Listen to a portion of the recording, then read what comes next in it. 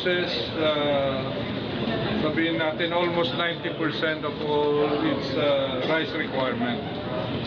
So 10% almost would be sourced from the outside.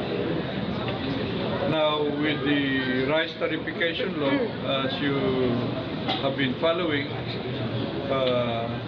liberalizes the importation, doing away now with QRs, quantitative restrictions. And of course, there are two requirements for rice importers to get, and one is to pay the tariff. If they are importing, which is the case today, mostly from ASEAN countries, 35%, and to secure the sanitary and phytosanitary import clearance from the Bureau of Plant Industry, which is under the Department of Agriculture.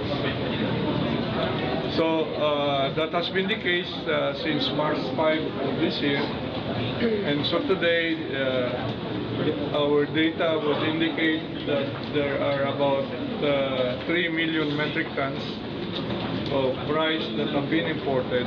And if you consider this plus the local production this quarter of 2019, our rice inventory by the end of this year will be good for 100 days. So enough na rice supply that will be available, say, for the next more than 3 months.